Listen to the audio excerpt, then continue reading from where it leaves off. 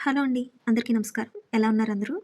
ఈరోజు మీకు నేను ప్లెయిన్ బ్లౌజు అంటే సాదా బ్లౌజు కంప్లీట్‌గా స్టిచ్చింగ్ చూపిస్తానండి. ముందుగా నేనైతే బ్యాక్ పార్ట్ స్టిచ్ చేసుకుంటానండి. నడుము పట్టి ఉంటుంది కదా! అది వేసుకున్న తర్వాత దానికి పై కుట్టు ఇలా వేసేసి, ఆ తర్వాత అలా మడుచుకుని చివరికి స్టిచ్చింగ్ వేస్తానండి. పైకి కుట్టు కనిపిస్తే నీట్‌గా ఉండదనుకుంటారేమో! బావుంటుందండి. ఒకసారి వేసి చూడండి. ఆ తర్వాత బ్లౌజ్‌ని ఇలా మధ్యలోకి మడుచుకున్న తర్వాత భుజాలుంటాయి కదండీ! షోల్డర్స్ ఆ మధ్యలోంచి అలాగా మధ్యలోకి మడుచుకుని ఆది బ్లౌజ్ ప్రకారం డాట్ ఎంత వెడల్పుందో అంత పెట్టుకోండి. నార్మల్‌గా మనం చూచాయిగా పెట్టుకోవచ్చు. హాఫ్ ఇంచ్ గాని, పావు ఇంచ్ గాని. నేనైతే ఆది బ్లౌజ్ ఎలా ఉంటే అలా స్టిచ్ చేస్తానండి.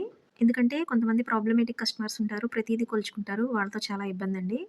కొంతమంది చాలా చిన్న విషయాలు పట్టించుకోరు. అలాంటి వాళ్ళకి ఎలా వేసినా పర్వాలేదండి. ఎలా వేసినా అంటే బ్లౌజ్ సెట్ అయ్యేలాగానే నేను చెప్పేది. ఇప్పుడు ఫ్రంట్ పార్ట్ చూడండి. ఫ్రంట్ పార్ట్ ఆల్రెడీ డ్రాయింగ్ చేసుకున్నప్పుడే మార్క్ చేసుకున్నానండి. ఆ మెయిన్ డాట్ ఉంటుంది కదా! ఆది బ్లౌజ్ ప్రకారం ఎంత వెడల్పు, ఎంత పొడవుందో కొలుచుకొని వేసుకోవాలి.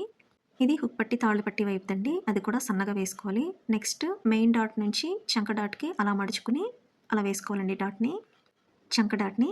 ఆ తర్వాత చంక డాట్ దగ్గర అలా చిన్నగా స్టిచ్ చేస్తానండి నేను. ఎందుకంటే హ్యాండ్స్ అతికేసినప్పుడు ఒకదాని మీద ఒకటి పడిపోకుండా ఉండడానికి. ఇప్పుడు మెయిన్ డాట్‌ని ఇలా లోనికి మడిచేస్తాను నేను. అది ఓపెన్‌గా పైకి కనిపించకుండా ఉండడానికి. ఇప్పుడు ఆది బ్లౌజ్ ప్రకారం హుక్ పట్టి, తాళ్ళు పట్టి దగ్గర డాట్ ఉంటుంది కదండీ! దాన్ని కొలుచుకోవాలి. కరెక్ట్‌గా వచ్చింది.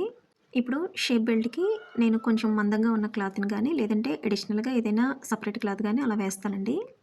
మొత్తం అడుగున, పైన కలిపి 2 ఉంటాయి కదండీ! అది కాకుండా ఇంకొకటి అడిషనల్‌గా యాడ్ చేస్తాను. ఇప్పుడు చూడండి అలా అడుక్కి పెట్టుకోవాలి. ఇది ఒరిజినల్ వైపు కాదండి. అడుగు వైపు భాగము. అడుగు వైపు భాగంకి బ్లౌజ్ పీస్‌లోది మిగలలేదు కాబట్టి, నా దగ్గర ఉన్న సెపరేట్‌గా ఆ యెల్లో కలర్ క్లాత్‌ని వేశాను. చూడండి అడుగున, పైన అండ్ మధ్యలోది సరి చేసుకుంటూ కుట్టాలండి. ఆ తర్వాత కట్టర్‌తో గాని, కత్తెరతో గాని అలా నాట్లు పెట్టుకోవాలి. దానివల్ల క్లాత్ ఫ్రీగా పక్కకి ఫోల్డ్ అవుతుందండి. ఆ తర్వాత అలా పైకుట్టు వేసేసుకోవాలి. వేసుకున్న తర్వాత అడుగుదాన్ని, పైదాన్ని అలా అడ్జస్ట్ చేసుకోవాలి. సమానంగా పెట్టుకుని బ్యాక్ పార్ట్‌కి ఈ ఫ్రంట్ పార్ట్‌ని పెట్టి చూసుకోవాలండి. పెట్టి చూసుకున్నాక ఎక్సెస్ ఎంతుందో చూసుకుని అండ్ ఆది బ్లౌజ్ ప్రకారం కూడా ఆ పట్టీ ఎంతుందో చూసుకోవాలి. Shape belt. హుక్ పట్టి, తాళ్ళు పట్టి దగ్గర పొడవెంతుంది అండ్ అటువైపు చివర ఎంతుంది పొడవు కొలుచుకుని ఆ ఎక్సెస్ క్లాత్‌ని అలా మడిచేసుకోవాలి. అలా మడుచుకున్న తర్వాత చివర ఇంకో కుట్టు వేసుకోవాలండి. ఈ విధంగా అలా. ఇప్పుడు అంగుళం వెడల్పున్న క్లాత్‌ని తీసుకొని అంచు మడుచుకొని పొడవెంతుందో అంత పొడవు క్లాత్ తీసుకొని అలాగా చివరికి ఫోల్డ్ చేసుకొని వీడియోలో చూపించిన విధంగా ఇలా స్టిచ్ చేసిన తర్వాత రివర్స్‌లో తిప్పుకోవాలండి. తిప్పుకున్న తర్వాత పై కుట్టు వేసుకోవాలి. పై కుట్టు వేసిన తర్వాత ఇటువైపు తిప్పుకొని అలా జాగ్రత్తగా కుట్టుకోవాలి. మీకు అర్థం కాకపోతే కొంచెం జూమ్ చేసి చూసుకోండి. ఓకేనండి. ఈ విధంగా హుక్ పట్టీ రెడీ అయిపోయింది. ఇప్పుడు తాళ్ళు పట్టీకి అంటే రెండో వైపుది షూట్ చేయలేదు. 2 ఒకటే కదా డాట్స్ అని. వీడియో లెంతీ అయిపోతుందని. ఇప్పుడు 2 అంగుళాల వెడల్పున్న క్లాత్‌ని ఎంత పొడవుందో అంత పొడవు తీసుకొని అలా స్టిచ్ చేసుకోవాలండి అంచు మడుచుకొని. అలా స్టిచ్ చేసుకున్న తర్వాత ఇప్పుడు చూడండి వీడియోలో చూసిన విధంగా మన వైపుకి ఇటువైపు మడత పెట్టుకోవాలి. తాళ్ళు పట్టీకి మడత పెట్టుకొని అక్కడ స్టిచ్ వేసుకోవాలి. చూడండి. ఎక్సెస్ క్లాత్‌ని కట్ చేసేసుకోవాలి. కట్ చేసుకొని ఇలా తిప్పాలి. తిప్పితే డిబ్బీలాగా వస్తుందండి. అలా లోనికి చాలా నీట్‌గా ఉంటుంది ఇలా వేసుకుంటే. మీరు రెగ్యులర్‌గా వేసేదానికంటే కూడా ఇలా వేసి చూడండి. చాలా నీట్‌గా వస్తుంది. ఇది సెపరేట్‌గా తాళ్ళు పట్టి వేయడం గురించి రీల్ చేశానండి. కావాలంటే డిస్క్రిప్షన్‌లో ఇస్తాను చూడండి. అదైతే సెపరేట్‌గా ఓన్లీ తాళ్ళు పట్టి గురించి రీల్ చేశాను. అది ఇంకా బాగా అర్థమవుతుంది మీకు. అది చూడండి. ఇప్పుడు హుక్ పట్టి, తాళ్ళు పట్టి కన్నా కొంచెం పొడవొస్తుంది కదండీ! కాబట్టి ఇలాగా కొలుచుకొని చూసుకోండి. హుక్ పట్టి, తాళ్ళు పట్టి కన్నా పొడవెందుకొస్తుందనేది ఒక లాంగ్ వీడియో కూడా చేశాను. అది కూడా డిస్క్రిప్షన్‌లో ఇస్తాను చూడండి. పొడవెందుకొస్తుంది అనేది మీకు అర్థమవుతుంది. మీకు ఇంట్రెస్ట్ ఉంటేనే చూడండి.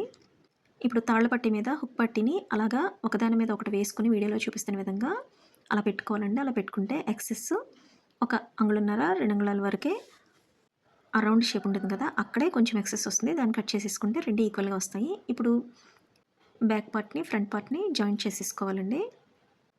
ఈ విధంగా రెండు వైపులా కూడా స్టార్టింగ్‌లో కొంచెం పాదాన్ని ఎత్తి వెనక్కి, ముందుకి అని వెయ్యాలి. లేదంటే కుట్లు ఊడొచ్చేస్తాయి. ఇప్పుడు అలా కుట్టిన తర్వాత అలా కొంచెం ఎక్సెస్ ఉంటే కట్ చేసుకోండి. ఎందుకంటే ఫ్రంట్ పార్ట్ క్రాస్ కటింగ్ కదా! కొంచెం సాగుతుంది కాబట్టి ఇలా ఒక్కొక్కసారి ఇలా హెచ్చుతగ్గులొస్తాయండి. వాటిని అలా కట్ చేసుకుంటే సరిపోతుంది కంగారు పడకుండా. ఇప్పుడు హ్యాండ్స్ చూడండి.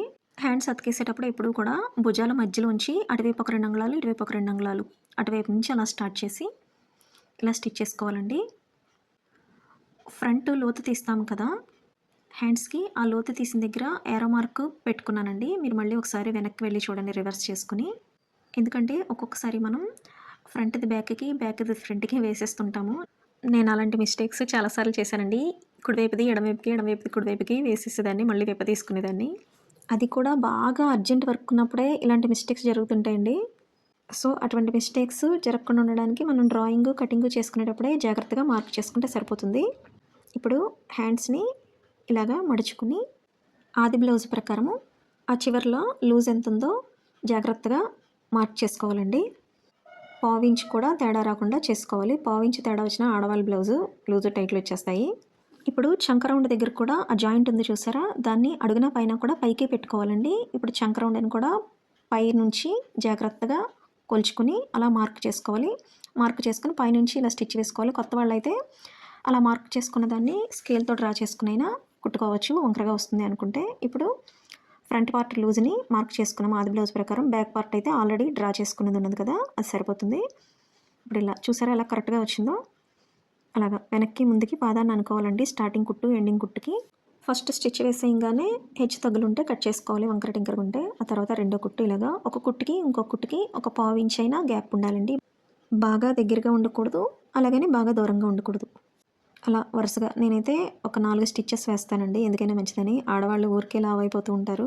మాక్సిమం పీపుల్‌కి లావు అవ్వడమే గానీ, సన్నం అవ్వడము చాలా చాలా తక్కువండి. మనకుండే టెన్షన్స్‌కి హార్మోనల్ ఇంబాలెన్స్ అవుతూ ఉంటుంది ఎప్పుడు కూడా.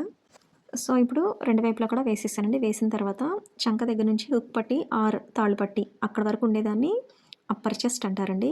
అప్పర్ చెస్ట్, మిడిల్ చెస్ట్ అంటే ఏంటి అనే దాని గురించి 2 వీడియోలు చేశానండి. ఆది బ్లౌజ్ ప్రకారము అండ్ లెక్కల ప్రకారం కూడా. అది కూడా డిస్క్రిప్షన్‌లో ఇస్తాను. మీకు ఇంట్రెస్ట్ ఉంటే చూడండి. అప్పర్ చెస్ట్ అనేది చాలా చాలా ఇంపార్టెంట్ బ్లౌజ్‌కి. చెస్ట్ లూజు, చంక రౌండు కరెక్ట్‌గా పెట్టినా, అప్పర్ చెస్ట్ కరెక్ట్‌గా పెట్టకపోతే మనకి బ్లౌజు లూజ్ వచ్చేస్తుందండి. భుజాలు కూడా జారిపోతాయి.